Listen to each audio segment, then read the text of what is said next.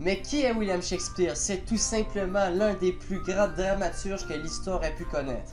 Baptisé le 26 avril 1564 à Stratford-upon-Avon dans le Warwickshire en Angleterre, le petit Shakespeare est le troisième enfant de John Shakespeare et de Mary Arden sur un total de 8 enfants. Son père est gantier et finira par devenir le grand bailli de la ville natale de William. Durant cette époque, la mortalité infantile était très courante car Stratford avait été frappé par la peste bubonique. Ce fut donc un miracle que William Shakespeare survécut. William fréquentera l'école élémentaire et se dirigera ensuite à l'école secondaire King Edward VI. Ses études sont composées d'apprentissage intensif de la langue, de la littérature latine, de l'histoire, de la logique et de la rhétorique. En 1577, il quittera l'école pour aller gagner sa vie et aller aider son père qui passe une mauvaise période. À 18 ans, William se marie. Il épousera une jeune femme de 26 ans, Anna Hathaway, qui est une fille d'un fermier. Durant le mariage, Anna Hathaway était déjà enceinte de 3 mois, puisque l'année suivante, ils eurent leur premier enfant, Susanna.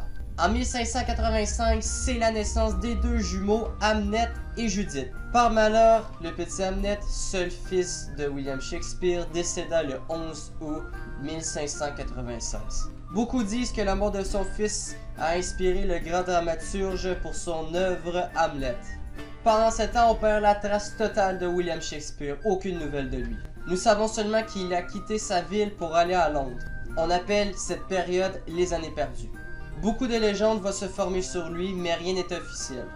En 1587, William est un dramaturge. Et c'est à cette époque que William se fait violemment insulter par un autre dramaturge, Robert Greene. Celui-ci le traite de corbeau arrogant. C'est une grande insulte à cette époque. Cet acte est soit dû à une jalousie de la réussite de Williams, ou même que Robert Greene aurait été victime de plagiat du fameux dramaturge. William Shakespeare n'a jamais été à l'université.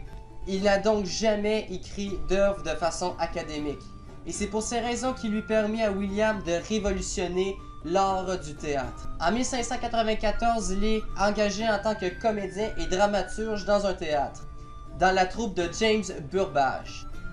Réunis ensemble, ils se font appeler la troupe de Lord Chamberlain. William connaît le succès pendant de nombreuses années, où il écrit plusieurs pièces comme Roméo et Juliette, Richard III, Hamlet, La Nuit des Trois et j'en passe. Ses œuvres touchent la comédie, l'amour, la tragédie, l'histoire, etc., etc. Shakespeare prit sa retraite après 37 œuvres dramatiques écrites, entre 1580 et 1613. William décéda le 23 avril 1616 de 52 ans dans sa ville natale. Petite anecdote, à l'époque, il était très courant de déplacer les tombeaux. Par peur, William Shakespeare écriva sur sa tombe « Mon ami, pour l'amour du Sauveur, abstiens-toi de creuser de la poussière déposée sur moi. Béni soit l'homme qui épargnera ses pierres, mais maudit soit celui violent mon assuaire. » Mais aujourd'hui, Shakespeare influence les dramaturges et des auteurs. Et nous parlons même sa langue, et oui, c'est grâce à lui que la langue anglaise a révolutionné. Quand on parle de la langue de Shakespeare, nous parlons de l'anglais. William a inventé beaucoup d'expressions et beaucoup de nouveaux mots. Des mots comme assassination, contaminated, hostile, tout ça c'est grâce à lui. Ou des expressions comme love is blind, l'amour est aveugle, true will out, la vérité sortira, etc., etc. De nombreuses pièces de ses œuvres sont encore jouées aujourd'hui. Ils sont même recréés en film. Avec 4281 traductions de ses œuvres, William Shakespeare est le troisième auteur le plus traduit au monde. Beaucoup de monde se sont posé la question, est-ce que William Shakespeare a vraiment existé? Car sur la vie de William, il y a peu d'informations. Donc, beaucoup de monde pense que William Shakespeare était soit un pseudo pour un auteur ou même un groupe de personnes anonymes. Mais avec la science et des experts, nous avons pu constater et affirmer que William Shakespeare a réellement existé grâce à ses testaments. Mais bon, est-ce vraiment le cas? En bref, grâce à lui, William Shakespeare a révolutionné le monde du théâtre. Et c'est aussi grâce à lui qu'il a révolutionné l'anglais, donc on peut lui dire merci. Et maintenant, pour votre plaisir, voici la scène du balcon de Roméo et Juliette, interprétée par de talentueux comédiens. Roméo, Douce amie, ô Roméo, un seul mot puis adieu. Quelqu'un ira demain te trouver sur ton âme. Si tu me veux pour femme, fais-moi dire quel jour et quelle heure en ce lieu.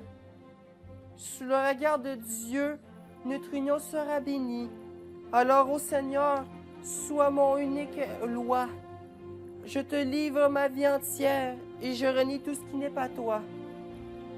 Mais si ta tendresse ne veut de moi que de fois l'amour, ah, je t'en conjure, alors cette heure d'ivresse ne me revois plus et me laisse là la douleur de remplir à mes jours.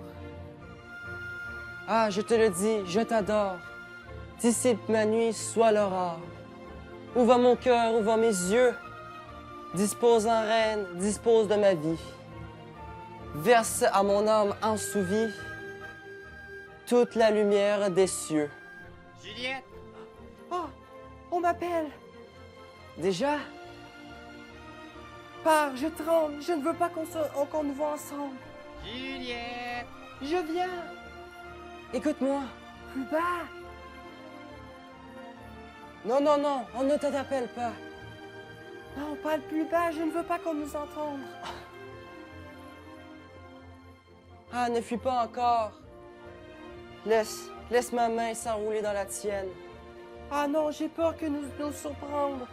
Va-t'en, adieu, Adieu. adieu.